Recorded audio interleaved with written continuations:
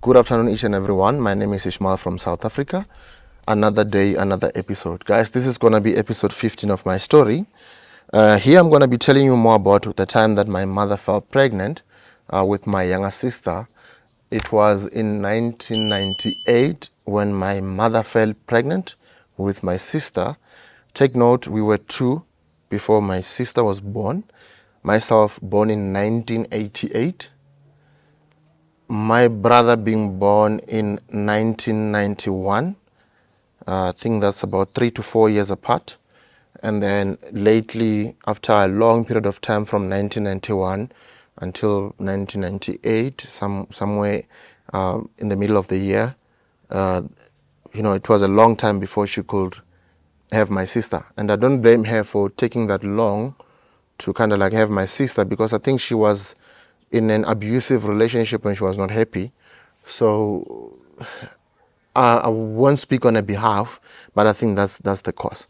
So what happened was that when she fell pregnant in 1998,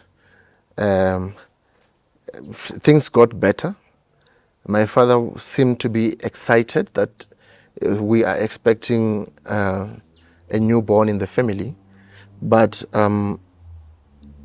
few months down the line, things kind of like went back to normal, whereby, I've been telling you that my father was cruel. My father was the beast. He then one day decided again to start with his tactics.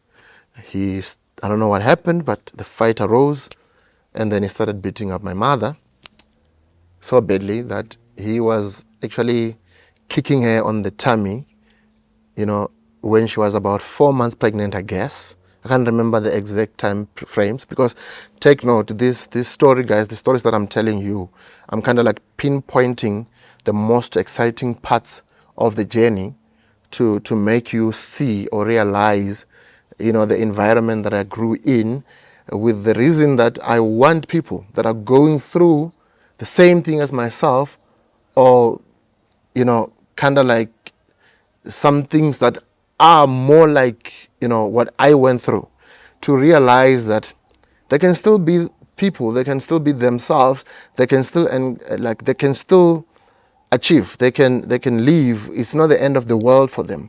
So that's the whole reason why I'm recording this series, to kind of like show you the environment that I grew up in, and I'm heading towards showing you where I am right now. So I want those that think life is over for them to realize, or to rethink and replan and reconstruct their lives, towards positivity. Because what happened is that I didn't grow up so well, and so I know, and this story was motivated by something that happened around me this year, and I realized that some people are really affected by certain things, and some negative information that goes to those that are affected may even drown them more. You get what I mean? So I'm trying to build up confidence here. I'm trying to make people believe in themselves, because I didn't know that I was believing in myself throughout until now. That is why I'm sitting here and I'm recording this series. So back to the story. After my father has kicked my mother on the belly, and my mother went to the police station to open up the case, my father got arrested. Okay, fine. A few weeks down the line, my father is in prison, not sentenced yet. He was on trial. Then my mother realized that she needed to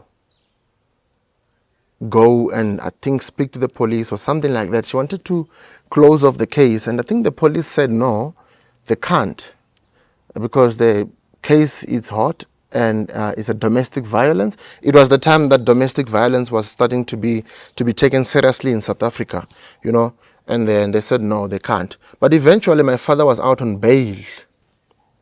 So when he came out on bail What he did, he came straight to my mother's place. Remember, I told you he was living there. He took me and my brother to his grandmother by the mountains, by the bushes.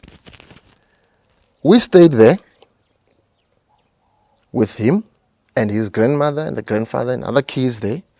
We were not happy because we missed our mother, those kind of things. Then eventually, I think the court case was scheduled for like 3 days to come. My father was supposed to go to court together with my mother, but as you're aware, they're living now apart from one another. My father was going to go on his own, my mother was going to go on her own. So some people came, family members, they were sitting and they started asking my father, what is it that is happening? What is it that he's planning to do when he gets to court and stuff like that? And his answer was like, I was so scared that day. I remember very well. I was trembling. He said, I overheard. The people were asking him. I was playing around. Then I overheard. He said, when I get to court, I'm going to go with my gun. I'm going to hide the gun. I know where those people search. I'm going to put it where they won't search me. And then I'm going to enter the court. And because those police officers are wearing bulletproofs, I'm going to shoot them on the head. I'm going to shoot all the policemen in the court, and I'm going to shoot the mother of my children also in front of the court. I don't have a cell phone. I don't know who to contact. I know police doesn't believe in kids. It was a horror to me. The day that he went to court, I think I was praying the whole day. I was in school. It was a distance. And I was trembling, I was shaking, I was afraid that this could be the last day that I see my mother alive. Oh, this could be the last period that I've seen my mother alive. And it happened that my father came back and then he said to me and my brother, we're going back to your mother's place.